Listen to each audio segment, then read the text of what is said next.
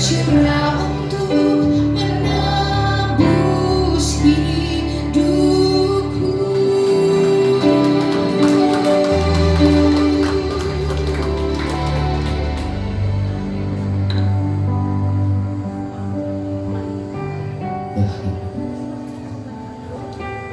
Tuhan Yesus, kami bersyukur pada Engkau pada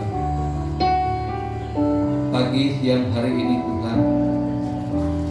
Terima kasih karena Engkau boleh membentar kami sampai dengan hari ini kami masih ada. Semua karena anugerah-Mu buat kami.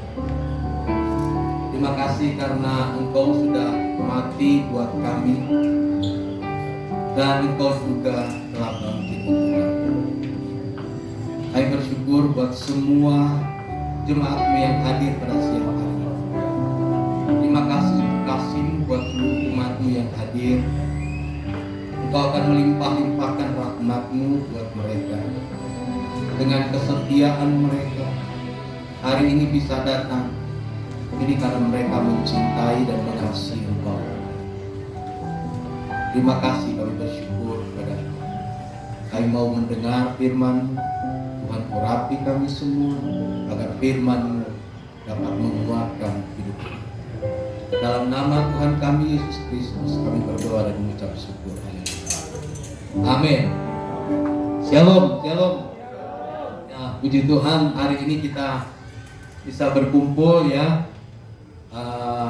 Sementara kita juga prihatin atas bangsa dan negara kita terus berdoa supaya bangsa dan negara kita tetap aman ya.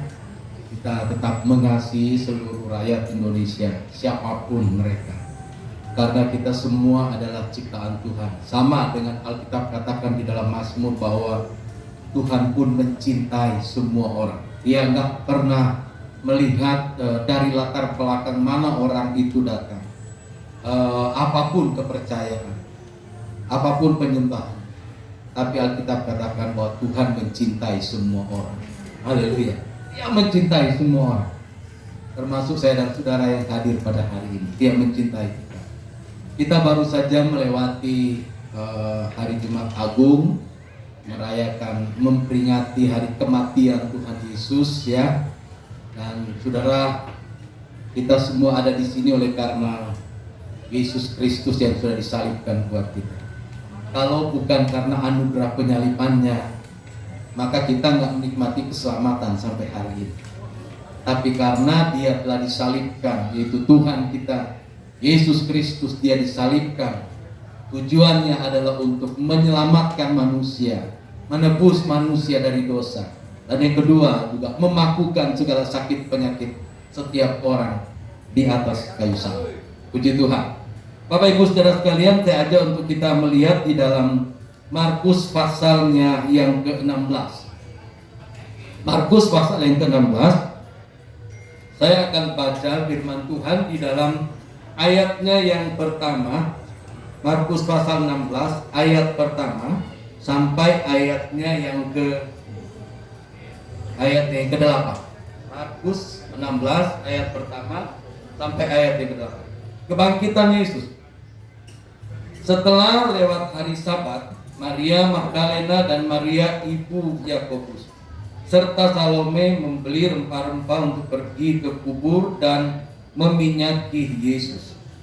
Dan pagi-pagi benar pada hari pertama minggu itu, setelah matahari terbit, pergilah mereka ke kubur.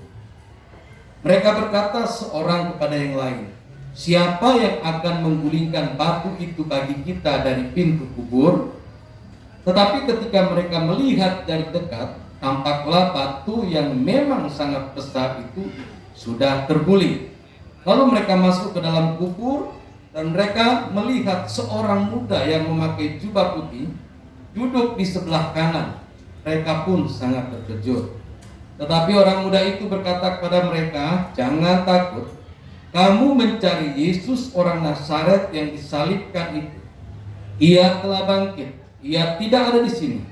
Lihat, inilah tempat mereka membaringkan Dia. Tetapi sekarang pergilah, katakanlah kepada murid-muridnya dan kepada Petrus Ia mendahului kamu ke Galilea. Di sana kamu akan melihat dia, seperti yang sudah dikatakannya kepadamu.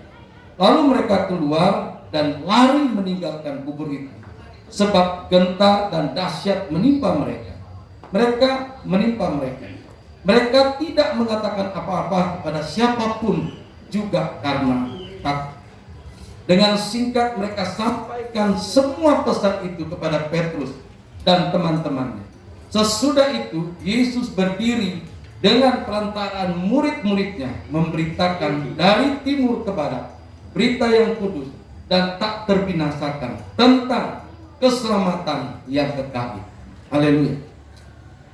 Ayatnya yang ketiga dikatakan begini. Mereka berkata seorang kepada yang lain, siapa yang akan menggulingkan batu itu bagi kita dari pintu kubur? Saudara, dari ayat 3 ini saya berdoa apa yang akan menjadi tema pada hari ini. Tiba-tiba muncul di dalam hati saya, dalam pikiran saya, suatu kalimat seperti ini: sulit untuk dipercaya. Memang saudara, kita menghadapi masa-masa yang sulit. Kita berada di masa pandemi, ya, sudah 1 tahun lebih. Sulit untuk dipercaya. Kita telah berdoa, hamba-hamba Tuhan berdoa, gereja Tuhan berdoa, supaya virus yang ada di Indonesia ini bisa segera berlalu.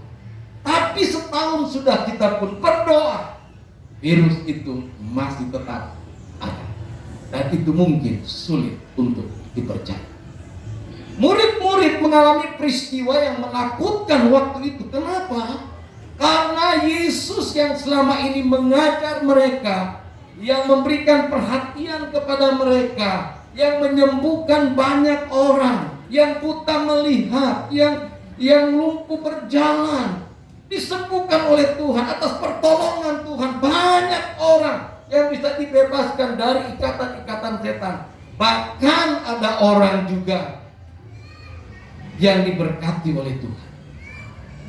Dan Yesus mengajar di bait Allah. Tiap-tiap waktu dia mengajar di bait Allah. Tapi toh kenapa dia mesti mati? Dan yang terakhir waktu dia masuk di Yerusalem, mereka berteriak, inilah dia, Raja orang Yahudi. Mereka mengalaskan daun palem di tempat dia berjalan, kain-kain. Mereka mengagungkan dia, Hosana, dia yang datang dari tempat yang tinggi. Mereka mengagungkan dia. Tapi waktu masa pengadilan, sewaktu Herodes bertanya, siapakah yang akan kamu pilih untuk dibebaskan? Yesus yang disebut Raja orang Yahudi, ataukah Barabas orang penjahat? Yang luar biasa, yang sulit untuk dipercaya, semua ayat waktu itu, yang pertama mereka bersorak tentang Yesus, sekarang mereka juga berteriak, salibkanlah dia, bebaskan Barabas untuk kami, biarkan darahnya tertanggung atas kami dan atas anak kami. Sulit untuk bisa dipercaya. Haleluya. Tapi saudara lihat, sama seperti para wanita-wanita ini, mereka masih begitu yakin untuk mereka datang kepada kuburan Yesus. Mereka ingin melihat, mereka ingin meminyakinya, mereka berharap bisa melihat dia. Di tengah perjalanan dalam ayat 3 dikatakan, siapa yang akan menggulingkan batu itu bagi kita? Itu suatu pertanyaan. Siapa yang akan menggulingkan batu itu untuk kita? Tapi saudara lihat, dalam pertanyaan yang timbul dalam hati mereka, sementara mereka berbicara siapa yang akan menggulingkan batu itu untuk kita, mereka tetap berjalan maju. Luar biasa. Mereka tidak berhenti. Tidak ada satu orang yang berkata, kalau begitu kita pulang saja, kita kembali saja, percuma kita ke kuburan, nggak akan ada yang nolong kita. Kenapa saudara? Batu itu tidak hanya ditutup sembarang ditutup, tapi batu itu disegel oleh tentara Romawi. Itu disegel. Dan kalau itu disegel, kalau ada orang yang berani membuka pintu itu dengan paksa, itu hukuman tombak, pasti dibunuh. Dan saudara lihat, pintu itu pun tidak dibiarkan begitu saja. Selain disegel, itu dijaga oleh prajurit Romawi. Jadi nggak akan ada orang yang bisa berani menggulingkan batu itu, saudara. Dijaga. Namun sekalipun mereka menghadapi kesulitan di depan mereka sampai di kuburan itu, wanita-wanita yang sedang rindu untuk meminyaki Yesus, mereka tidak mundur. Mereka tetap berjalan maju. Mereka tidak berkata, kalau begitu kita pulang dulu lah. Panggil yang laki-laki, supaya mereka bisa bantu menggulingkan batu. Tidak, sudah. Mereka tidak minta pertolongan kepada siapapun. Mereka tetap berjalan. Kenapa? Karena mereka yakin mereka akan ketemu dengan Yesus di sana. Sulit untuk dipercaya. Setelah mereka sampai di depan kubur, mereka melihat batu itu sudah terguling. Sulit untuk bisa dipercaya. Siapa yang telah menggulingkan batu itu? Mungkin juga saya dan saudara, dalam perjalanan hidup kita, kadang kita bertanya, siapa yang bisa menolong kita dalam kesulitan? Siapa yang bisa menolong kita? Siapa yang bisa mengulurkan tangan bagi kita dalam kesulitan, dalam pergumulan? Karena semua orang sedang mengalami kesulitan yang sama. Bukan hanya kita, satu rakyat Indonesia, seluruh dunia, 215 negara mengalami persoalan yang sama, bergumul hal yang sama, rame-rame sama-sama memesan vaksin. Hal yang sama yang dipergumulkan.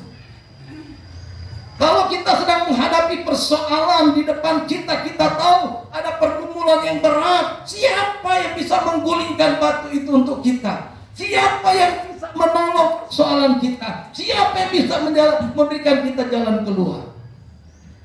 Para wanita yang hebat ini, mereka tidak mundur. Mereka tetap berjalan maju. Haleluya. Mereka tidak mundur, mereka tetap berjalan maju. Mari di saat kita menghadapi persoalan dalam hidup kita, jangan kita menengok ke belakang. Arahkan pandangan kita kepada Kristus Yesus yang sudah tersalib dan mati buat kita semua. Dia pasti akan beri jalan keluar bagi kita. Manusia tidak tolong, tapi Tuhan pasti bisa tolong kita. Karena Mazmur berkata, pertolongan kita datangnya hanya daripada Tuhan yang menciptakan langit dan bumi. Haleluya. Yang kedua, ayat yang kelima. Ayat yang kelima dikatakan begini. Lalu mereka masuk ke dalam kubur itu dan mereka melihat seorang muda yang memakai jubah putih duduk di sebelah kanan mereka, pun sangat terkejut. Ayat 6, tetapi orang muda itu berkata kepada mereka, jangan takut, kamu mencari Yesus orang Nazaret yang disalibkan itu.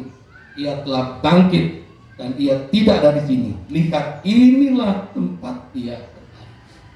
Ia telah bangkit. Ia tidak ada di sini. Bagi mereka sulit untuk dipercaya. Kita mencari Yesus, mereka tidak menemukan di kuburan. Yesus tidak lagi mati di kuburan, tetapi Yesus, dia sudah bangkit. Dia sudah keluar dari kuburan itu. Haleluya. Dia sudah bangkit. Untuk apa Yesus bangkit, saudara? Apakah hanya sekedar gagah-gagahan? Wow, gua bisa bangkit. Apakah hanya sekedar begitu? Tidak. Yesus bangkit, dia punya tujuan tertentu buat semua umat manusia. Dia punya maksud tertentu buat semua umat manusia. Kenapa dia bangkit? Yang pertama, dia menyatakan bahwa dia adalah Allah yang maha kuasa. Dia tidak dapat dibatasi oleh maut. Dia tidak bisa dikuasai oleh maut. Dia berkuasa melakukan segala perkara. Dia adalah Allah. Bumi tidak bisa menahan dia. Dia hidup pada hari yang ketiga. Itulah sebabnya disebut Allah yang Maha Kuasa. Yang kedua, yang berikut, Roma pasal yang 4 ayat 25. Untuk apa dia bangkit, saudara? Kenapa dia mesti bangkit? Coba saudara lihat Roma pasal yang keempat.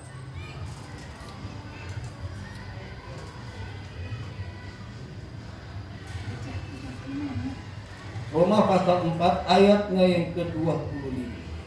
Dikatakan begini, yaitu Yesus yang telah diserahkan bagi pelanggaran kita dan dibangkitkan karena pembenaran kita. Wah, luar biasa. Jadi Yesus dibangkitkan untuk kita dengan tujuan untuk pembenaran bagi kita, saudara. Jadi kebangkitan itu adalah suatu pembenaran. Kenapa Yesus bangkit? Untuk menegaskan bahwa manusia sudah menjadi milik. Jadi dia bangkit untuk menegaskan bagi setan, bagi iblis, bahwa manusia sekarang sudah menjadi milik Allah. Semenjak setan mengambil kekuasaan pada manusia di Taman Eden, sekarang dikembalikan kepada si pemilik asli, yaitu Yesus Kristus. Jadi dia bangkit supaya saya dan saudara menjadi milik daripada Allah yang hidup. Kita sekarang adalah milik Allah yang hidup dengan kebangkitannya. Itulah sebabnya Alkitab berkata bahwa kalau kita di pihak Allah, siapa yang bisa lawan kita? Yang tidak ada. Karena kita sudah menjadi milik Allah. Kebangkitan Yesus adalah suatu konfirmasi, penegasan, penetapan, pengesahan bahwa keselamatan itu sudah terjadi. Ditegaskan kembali bahwa keselamatan itu sudah terjadi, penebusan itu sudah terjadi. Manusia yang berdosa sudah ditebus dengan harga yang lunas dibayar oleh Yesus Kristus di atas kayu salib. Itulah kebangkitan. Dia bangkit untuk pembenaran kita. Kita bertanya, siapa kita? Siapa orang? Siapa Nana? Siapa engkau? Oh, Yesus mesti membenarkan saudara. Memang anak siapa? Wah. Ya kan? Yesus bisa membenarkan kita. Emang kita ini siapa, saudara? Karena kita adalah ciptaan Allah yang serupa dengan gambar Allah itu sendiri. Dia yang menciptakan kita, kita adalah miliknya. Makanya dia rela datang menebus saya dan saudara dari dosa, dari kehidupan yang gelap. Dia bangkit untuk membenarkan. Sekarang orang seorang benar. Makanya jangan pikir salah. Karena Yesus sudah membenarkan. Pembenaran itu tidak dikerjakan dengan kerjaan yang murah, tapi pembenaran itu dikerjakan dengan kematian Kristus di atas kayu salib. Dia telah mengesahkannya dengan kebangkitan. Yang berikut, 1 Petrus pasal yang pertama ayat 3. 1 Petrus pasal 1 ayatnya ini.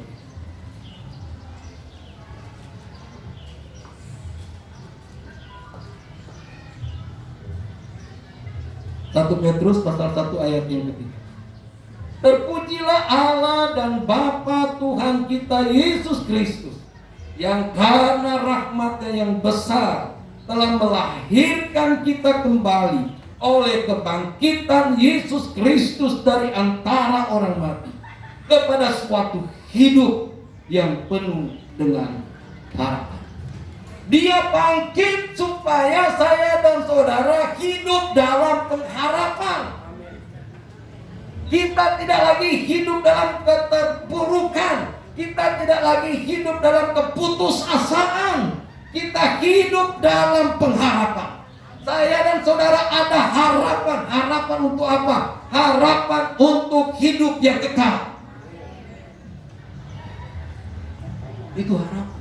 Harapan untuk diberkati. Harapan untuk sukses.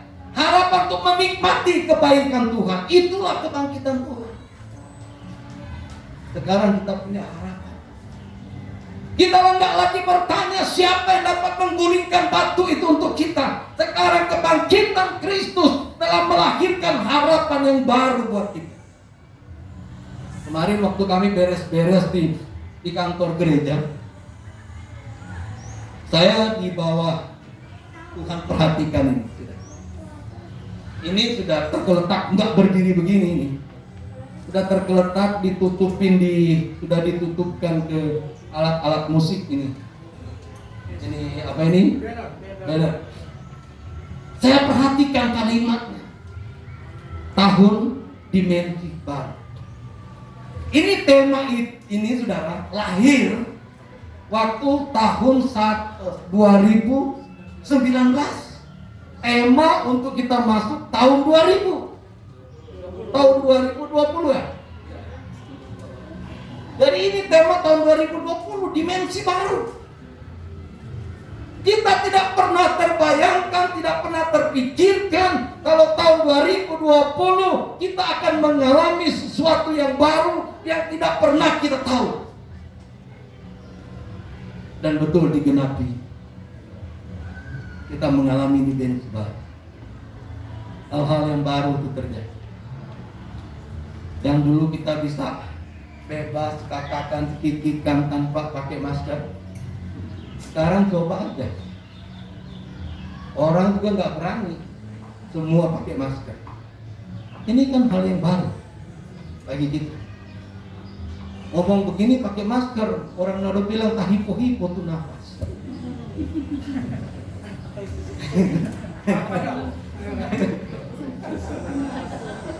Tapi mesti pakai, saudara. Setahun sudah kita menjalani dimensi baru. Duduk mesti 1 meter berjarak. Semua. Haleluya. Kita nggak pernah terpikirkan ini. Ibadah kita selama ini kita lakukan lewat Zoom. Kita nggak bisa kumpul setiap minggu. Sebulan sekali kita kumpul. Itu sudah puji Tuhan. Sampai kemarin saya berpikir, saya bilang istri saya, gimana kalau sebulan 2 kali kita bikin ya?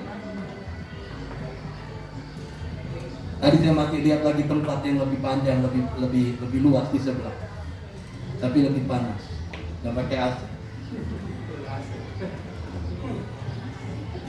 Angin terobos. Tak biasa di hotel dengan AC, panas sedikit kita sudah teriak-teriak.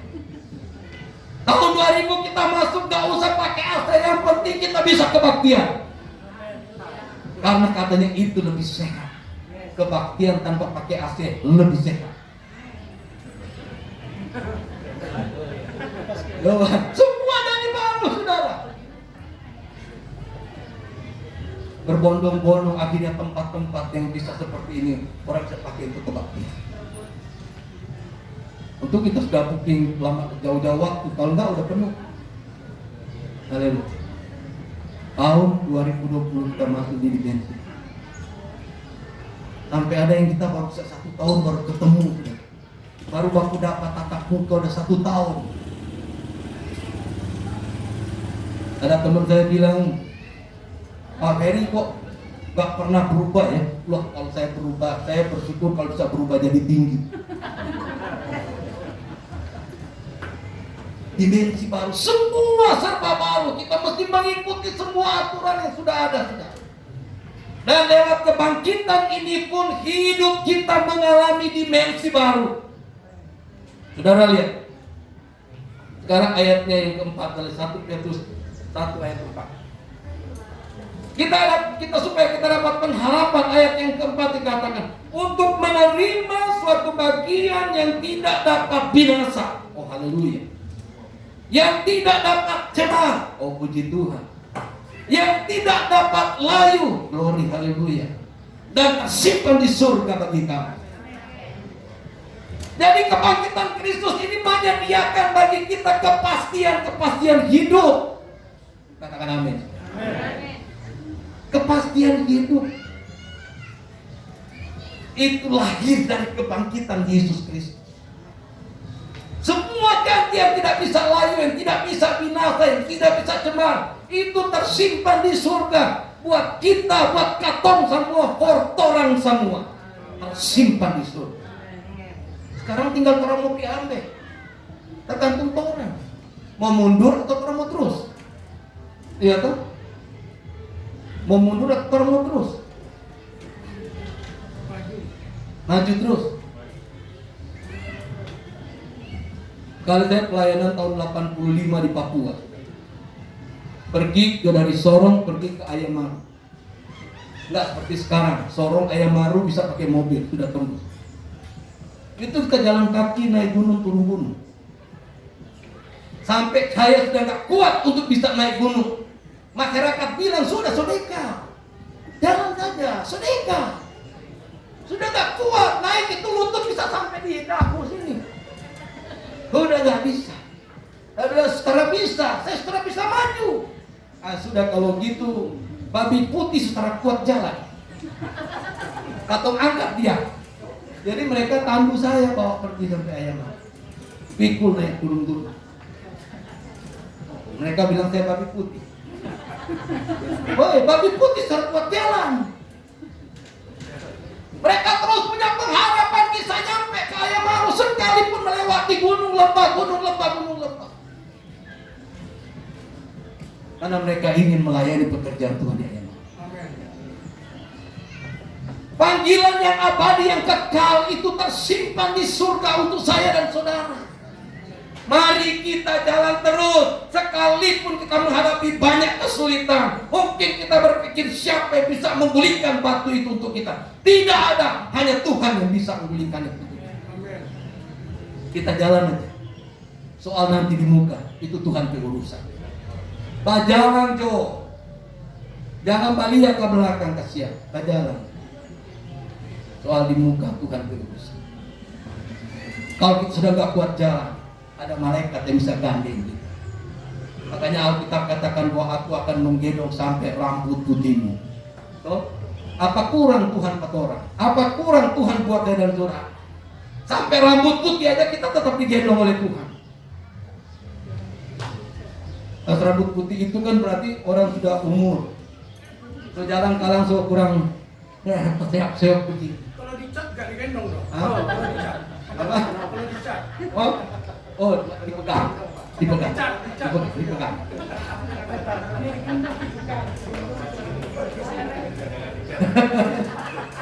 Haleluya. Masih tetap dipegang. Dia akan tetap pegang kita.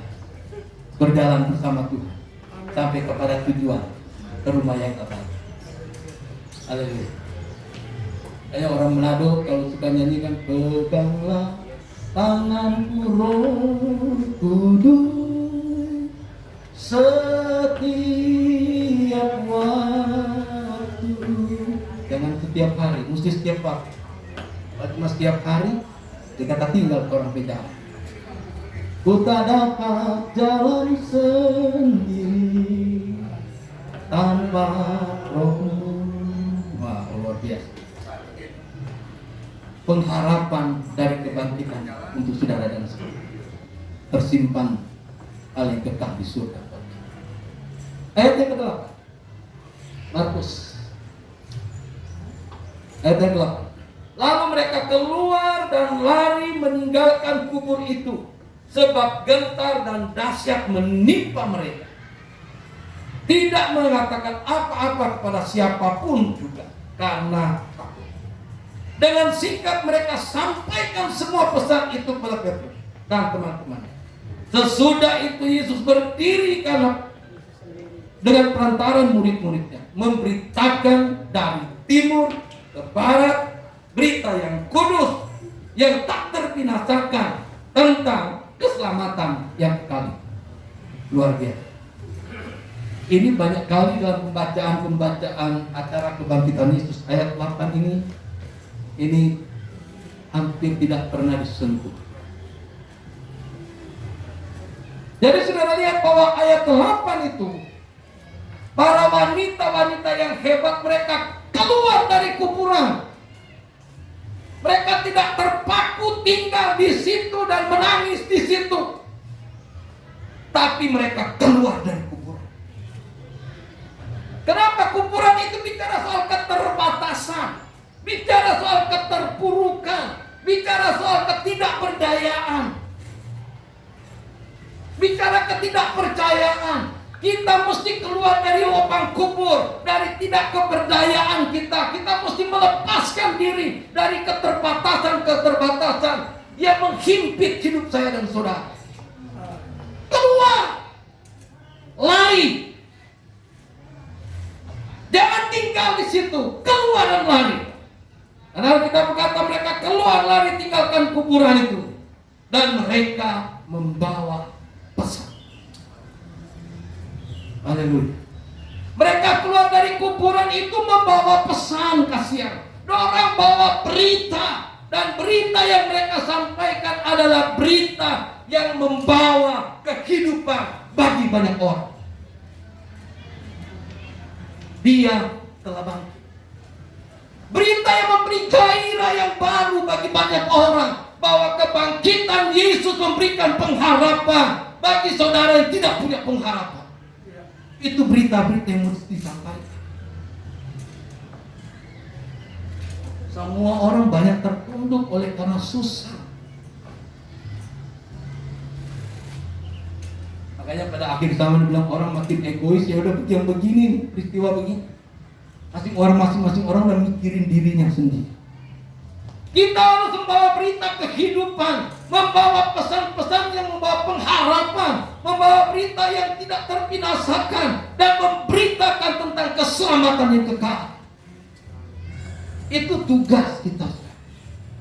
Jadi kita tidak hanya mengalami kebangkitan Kristus, menikmati kebangkitan Kristus, bahwa kita sudah ditebus, kita telah diberi pengharapan, kita sudah dibenarkan. Tetapi sekarang setelah kita mendengar kebangkitan Kristus, kita punya tugas untuk pergi dan beritakan bahwa pesan-pesan yang menghidupkan. Bukan hoax, bukan pesan-pesan yang menjatuhkan, tapi pesan yang. Nah, sementara saya baca ayat 8 ini, saya diingatkan doa dari seorang santo, namanya Santo Fransiskus Asis. Kalau saya punya